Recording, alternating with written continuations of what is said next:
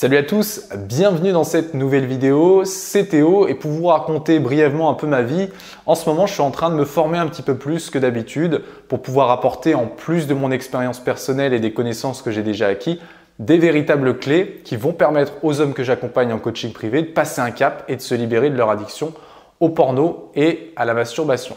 Et en ce moment, je suis en train de lire ce livre, Sexe sans contrôle du docteur François-Xavier Pouda, qui est médecin, psychiatre et sexologue, et Martine Lagadet, qui est psychologue clinicienne, sexologue et spécialiste des soins des addictions sexuelles.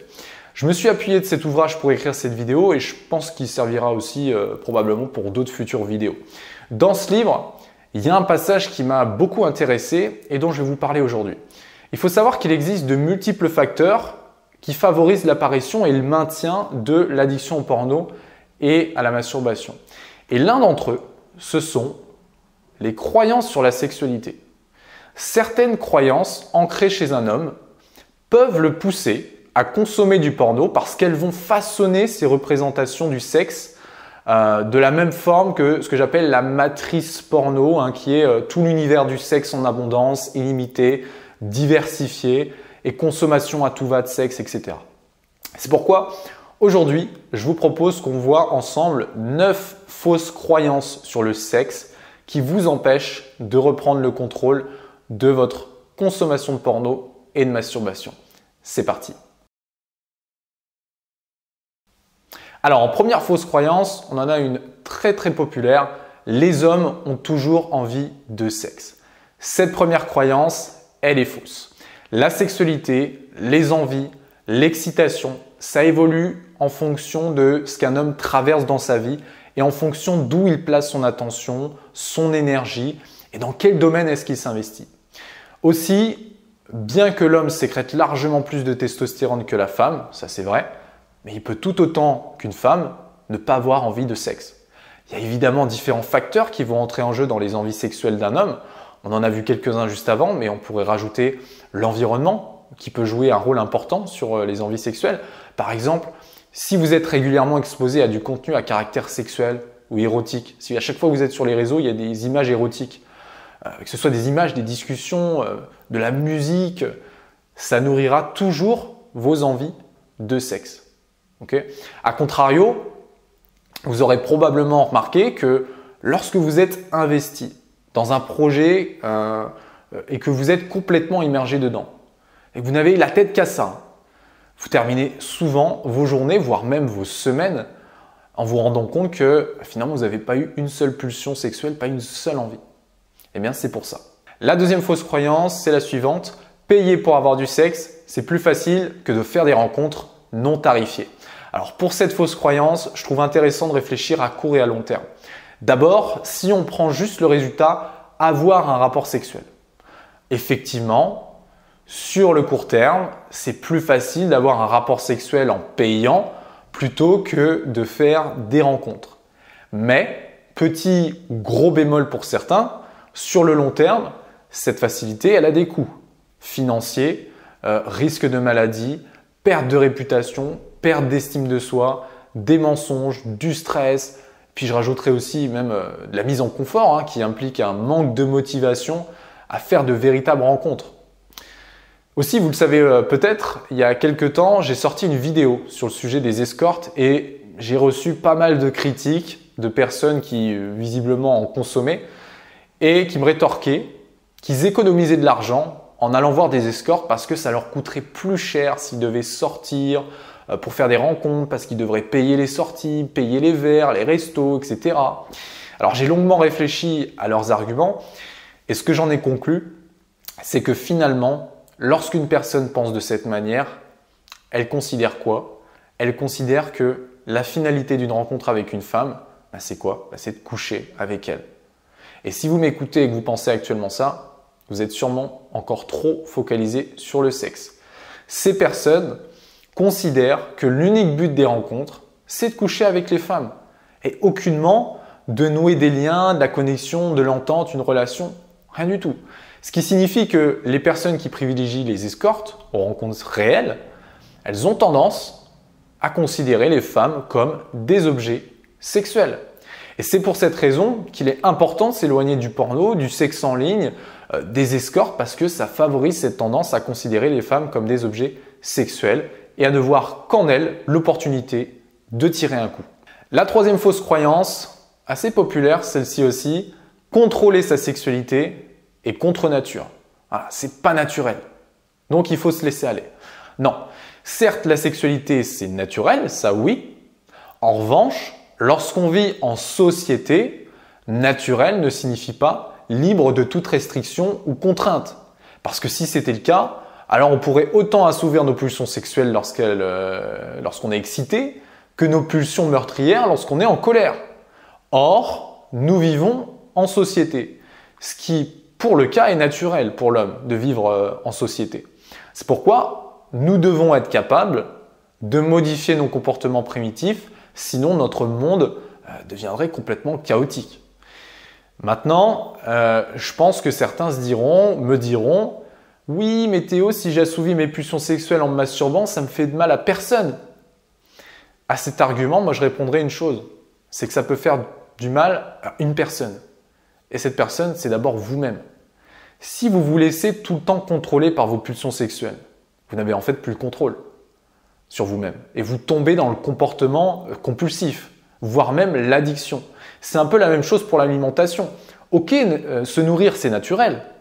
Mais si à chaque fois que vous avez envie, à chaque fois que vous avez faim, vous vous jetez sur du McDo, vous êtes la première personne qui prendra conscience que ça vous fait souffrir. Sauf évidemment, si vous vous mettez un voile devant vos yeux pour ne pas voir le problème. La quatrième fausse croyance, c'est la suivante. Les femmes souhaitent secrètement être dominées. Alors, cette fausse croyance, c'est l'une des nombreuses qui sont implantées dans le cerveau des hommes qui regardent de la pornographie. Pourquoi? Parce que les sites de porno partagent des vidéos violentes où les actrices semblent aimer cette violence, alors qu'en fait, elles ne font que jouer un rôle durant tout le tournage. Le porno, clairement, il tend à montrer l'image d'un homme dominant qui connaît les attentes sexuelles des femmes sans qu'elles aient à leur dire ce dont elles ont besoin. Sauf qu'évidemment, ce n'est pas la réalité. Okay, il faut comprendre que certaines femmes, certes, aiment effectivement lorsque un homme est dominant avec elles. Mais ces femmes n'aiment pas l'aspect violent de la domination.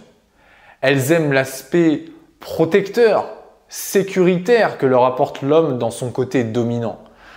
Que ce soit les femmes, mais même aussi les hommes, personne ne souhaite être forcé. Et si une femme refuse un rapport sexuel, ça ne veut pas dire que secrètement elle aimerait céder. Quand une femme dit qu'elle ne veut pas de sexe, elle veut pas de sexe. Point barre. C'est pas une méta-communication pour que l'autre comprenne « je te dis non pour que tu me domines et que tu me montres que tu es un homme et que ça ne te fait pas peur que je dise non ». C'est complètement absurde. Donc, il se peut parfois que certains hommes, quand même, réussissent à transformer un non en oui avec du charme, avec arrivisme, avec menace ou même agression. Mais ça ne veut pas dire que la personne finalement voulait avoir une relation sexuelle. Dans les cas où elle accepte, ça signifie qu'elle aura eu peur ou qu'elle n'avait pas de désir sexuel. Moi, je vous pose une question maintenant, c'est finalement combien de mecs se sont laissés retourner le cerveau à cause du porno en regardant des vidéos où on voit des femmes qui, au début, semblent ne pas vouloir céder aux avances de l'homme ou des hommes, et qu'au final, en continuant la vidéo, on voit la femme jouir et dire qu'elle aime ça. À force, et surtout dès le plus jeune âge, les hommes qui regardent ce type de vidéo vont, sans le savoir, conditionner leur cerveau à banaliser et à normaliser les violences sexuelles et ensuite les reproduire dans la vraie vie. C'est la réalité. La cinquième fausse croyance, qui est intimement liée à l'addiction porno, c'est « personne ne va vouloir de moi » parce que je suis dépendant au porno et à la masturbation. Alors premièrement, il faut comprendre que chaque personne possède des forces, chaque personne possède des faiblesses. Souvent on pense lorsqu'on a une addiction qu'on est anormal par rapport aux autres, mais la vérité c'est que les autres ne sont pas blancs comme neige. Chaque personne a son vécu, ses fragilités, ses cicatrices, ses problèmes, peut-être aussi même ses propres addictions. Donc, c'est insensé de se catégoriser parce qu'on a une addiction quelconque. Maintenant, dans les rencontres, Personne n'a envie de révéler au premier rendez-vous ses faiblesses actuelles ou ses anciennes cicatrices. Personne n'a envie de boire la première gorgée et de dire « Ah, au fait, je suis addict au porno » ou « Ah, au fait, je suis addict à n'importe quelle autre source d'addiction ». C'est seulement ensuite, avec du temps, qu'on parvient à parler de soi plus en profondeur. Et dans cette démarche, l'autre doit pouvoir écouter vos problèmes et votre passé sans vous juger ou vous rejeter parce qu'elle a aussi sûrement ses propres problèmes. Maintenant, si une personne fuit lorsque vous lui parlez de vos problèmes, il ne faut pas vous en faire. Ce n'est pas parce qu'elle vous trouve fragile, c'est parce qu'elle-même veut éviter de prendre conscience de sa propre fragilité et de ses peurs. Pour la 6e croyance, on a la suivante. Le sexe se détériore toujours avec le temps dans les relations de couple. Alors ça, c'est une croyance fausse, mais aussi vraie. Parce qu'effectivement, si vous n'entretenez pas votre vie sexuelle et conjugale, eh bien, comme dans n'importe quel autre domaine de votre vie, elle dépérira, voire disparaîtra. Donc, c'est super important que vous appreniez à donner de l'attention et du soin à votre vie sexuelle et conjugale. Comment ? Eh bien, en vous investissant dans votre relation sur le plan affectif. Par exemple, en donnant du plaisir à votre partenaire sans forcément vouloir en recevoir en retour. Et là, on ne parle même pas de sexe. Okay ? Vous pouvez aussi varier vos pratiques sexuelles en consacrant du temps à votre sexualité et à celle de votre partenaire en réfléchissant un peu à vos et à ses besoins sexuels. Aussi, je rajouterai une chose, c'est que si vous commencez à vous lasser de votre partenaire lors de vos rapports sexuels, qu'elle vous excite plus, que votre plaisir diminue, c'est probablement parce que vous ne variez pas vos pratiques sexuelles ou que vous avez des rapports trop fréquents. Parfois, il vaut mieux attendre pour faire l'amour avec sa partenaire, même si on en a un peu envie et qu'elle est disponible. Pourquoi ? Parce que moins vos rapports sexuels sont espacés dans le temps, et plus vous avez besoin de stimulation pour être excité ou pour avoir un orgasme. Comme pour la masturbation finalement. La 7e croyance, il est naturel d'avoir plusieurs partenaires sexuels. Alors, si par le terme naturel, on sous-entend inné, oui alors. Effectivement, la nature, elle peut être sans limite. Mais, comme nous sommes des êtres socialisés, comme j'ai dit juste avant, nous sommes amenés à construire une sexualité en relation avec l'autre, ce qui nous oblige à faire des choix concernant la partenaire avec qui on veut être en relation, selon évidemment le type de relation qu'on souhaite construire. Aussi, il n'y a pas une seule façon de vivre sa sexualité. Il n'y a pas de normalité. Chacun doit la vivre de la façon qu'il pense la meilleure par rapport à lui-même, tant qu'il reste dans le respect et le consentement de lui-même et de l'autre. En revanche, il faut comprendre que lorsque l'on a baigné dans la pornographie pendant de longues années, un des effets indésirables que ça peut causer, c'est le développement d'un appétit sexuel qui pousse à la demande de nouveautés et qui pousse par conséquent à vouloir rencontrer de multiples partenaires, ce qui peut être contraignant lorsqu'on veut se mettre en couple et qu'on est actuellement en relation. Pour la 8e croyance, on a la suivante, se masturber devant du porno revient au même que de le faire sans. Alors si je devais comparer la masturbation avec l'alimentation, en termes de qualité et de conséquences sur le corps, je dirais que se masturber devant du porno, ça reviendrait à manger du fast-food.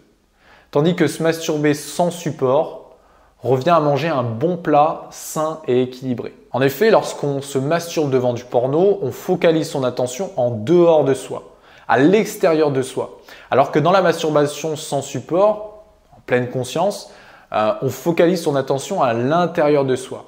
Et cette distinction, même si très légère, crée par la suite une grande différence quant aux conséquences sur la sexualité. Pourquoi ? Parce que si une personne se masturbe devant du contenu sexuel, que ce soit érotique ou pornographique, eh bien, à force de pratiquer, elle peut devenir dépendante des images extérieures pour trouver du plaisir et jouir. Ce qui va faire dépendre sa sexualité de quelque chose d'extérieur à elle-même.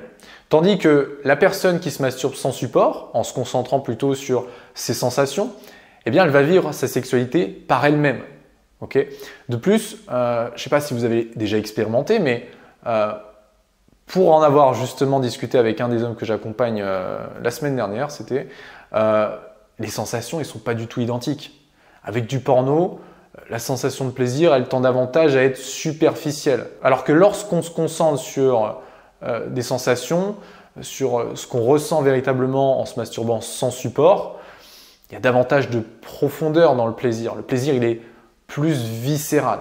D'accord? Donc c'est pour ça que parfois le fait de ne plus du tout se masturber lorsqu'on veut arrêter le porno, ça peut être problématique parce que, eh bien, quand on a créé un lien entre sa propre sexualité et le porno, eh bien finalement, lorsqu'on coupe le porno, on coupe aussi la sexualité. Et on n'apprend pas à retrouver une véritable sexualité par rapport à soi. Pour la 9e et dernière croyance, la masturbation ou le sexe est l'activité la plus importante de ma vie.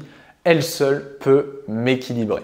Alors, c'est vrai que ça peut être le cas si une personne a toujours fui ses problèmes et ses difficultés dans sa vie pour se réfugier dans la masturbation et le porno ou le sexe. Ce type de personne, elle ne pourra pas concevoir de vivre autrement parce que la masturbation, ça lui sert de soutien et d'échappatoire dans sa vie. Ça lui permet de se réfugier dans un plaisir lorsqu'elle rencontre des épreuves qui la font souffrir. Okay ? Maintenant, il ne faut pas croire que si on est dans cette situation depuis de nombreuses années, ce n'est pas possible de s'en sortir. La bonne nouvelle, c'est que c'est totalement possible de rééquilibrer sa vie en choisissant d'affronter courageusement les épreuves de sa vie et en utilisant notamment des outils, des méthodes pour faire ça. Ce qui permettra ensuite d'arrêter d'utiliser le sexe ou la masturbation pour combler ses peurs, ses difficultés et réussir enfin à surmonter ces épreuves de façon plus saine et plus raisonnable. Voilà, j'ai terminé de vous lister les 9 fausses croyances sur le sexe que je voulais vous partager dans cette vidéo. Dites-moi en commentaire laquelle de ces 9 croyances vous considériez comme vraie avant de voir la vidéo et désormais est-ce que ça vous a permis d'y voir un peu plus clair et puis de changer votre point de vue pour vous en détacher et enfin réussir à reprendre le contrôle du porno et de la masturbation. D'ailleurs, si vous êtes vraiment motivé pour atteindre cet objectif dans votre vie, vous pouvez dès maintenant recevoir la formation gratuite en description que j'ai créée dans laquelle j'ai inclus 10 vidéos exclusives où je vous explique tout simplement comment faire pour arrêter le porno et la masturbation. C'est vous qui décidez de ce que vous faites de votre temps, mais je peux vous assurer que si vous regardez la formation, vous aurez investi votre temps dans des conseils et des connaissances qui vous le rendront. Ce n'est pas moi qui le dis, c'est toutes les personnes qui m'envoient leur message par mail, par message privé et qui me remercient d'avoir créé cette formation. Le lien pour accéder gratuitement à la formation, elle est dans la description. Comme toujours, si la vidéo vous a plu, laissez-moi un pouce bleu, partagez-la. Moi, je vous dis à dimanche prochain pour une nouvelle vidéo. Bye!